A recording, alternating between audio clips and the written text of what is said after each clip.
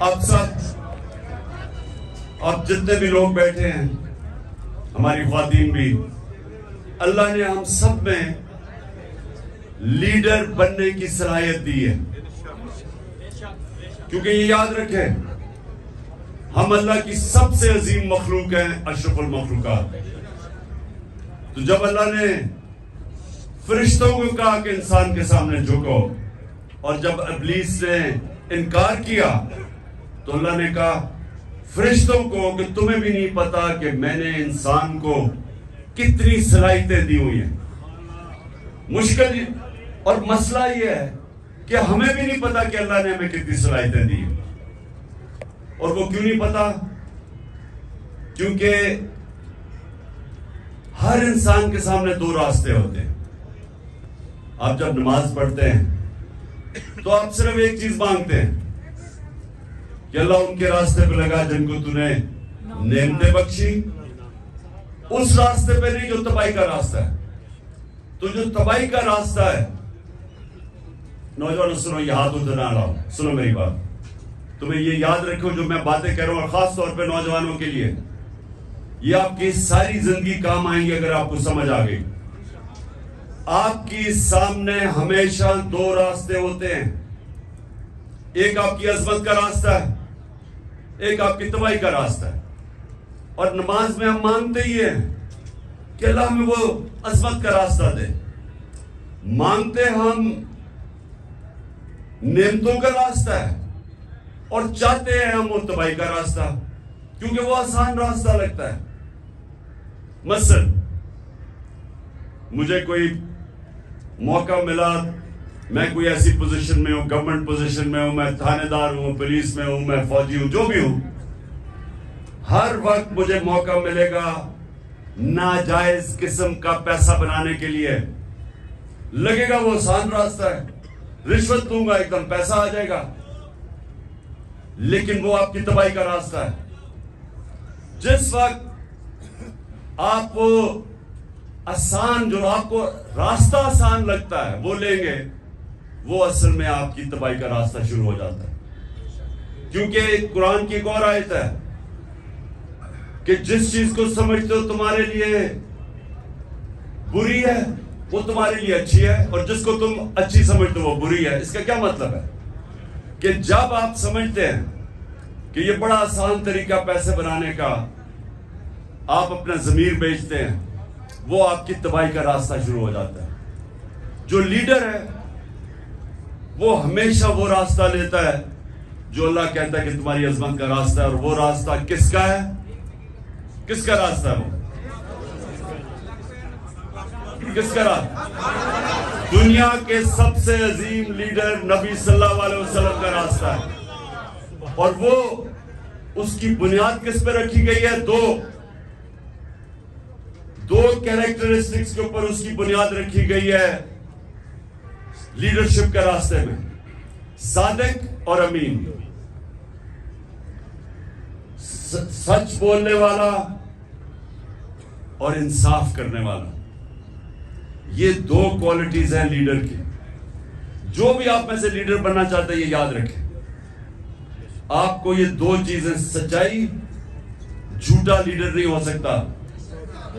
جب جھوٹا لیڈر ہوتا ہے تو وہ لندن میں جو بھاگا ہوا وہ بن جاتا ہے. لیڈر سچ بولتا ہے.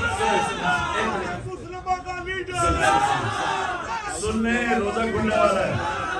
سنیں، میں نوجوانوں کے لیے کہہ رہا ہوں، یہ آپ کی ساری زندگی یہ میری باتیں یاد رکھنا. اگر آپ کی پرواز اوپر ہونی ہے، اقبال کا شاہین بننا ہے، جس کا بڑا نام ہوگا، جو اپنی فیملی کا بھی نام اٹھا دے گا، جو دنیا یاد کرے گی اس کو، وہ نبی صلی اللہ علیہ وسلم کے راستے پہ چلے گا. صادق اور امین، سچ بولنے والا.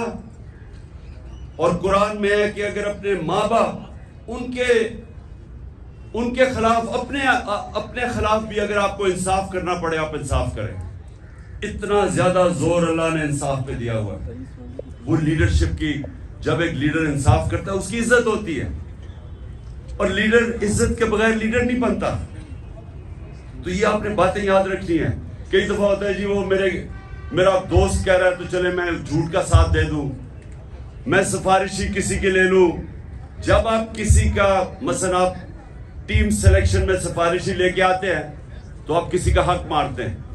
جب آپ حق مارتے ہیں اوپر والے کی برکت نہیں آتی، کیونکہ سارا کامیابی تو اوپر والا دیتا ہے. تو اللہ جب دیکھتا ہے کہ کسی کا کوئی حق مارا ہے، بدنیت ہے انسان، اس کو کامیابی نہیں ملتی. تو میں نے صرف آج آپ کو یہ کہنا تھا نوجوانوں کہ لیڈر دو چیزوں کے اوپر اس کی بنیاد رکھی جاتی ہے.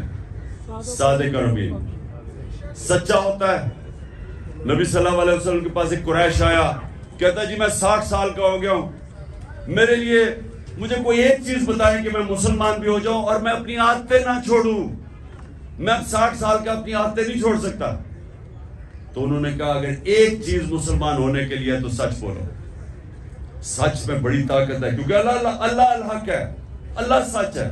جب آپ سچ بولتے ہیں تو اللہ آپ کے ساتھ کھڑا ہو جاتا ہے، آپ کو وہ طاقت ملتی ہے. وہ کہتے ہیں ایک انگریزی میں کہ one moral man is an army، کہ ایک سچا انسان ایک فوج ہوتی ہے، کیونکہ اس کے پیچھے اللہ کی طاقت آ جاتی ہے.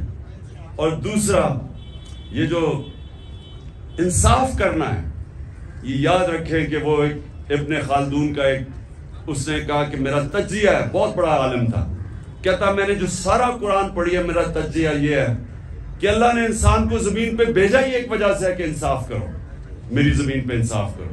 یہ دو چیزیں یاد رکھیے نوجوانوں، ان دو چیزوں پہ کھڑے رہو، آپ کی معاشرے میں عزت بڑھنی شروع ہو جائے گی. گاؤں کے اندر ایک لوگوں کو پتہ چلے جی وہ آدمی ہے، جو بھی مسئلے ہوتے ہیں وہ ادھر پہنچ جاتے ہیں ان کے مسئلے حل کرنے کے لیے، وہ سچا آدمی اور صادق اور امین ہے. سارے گاؤں اس کی عزت کرتی.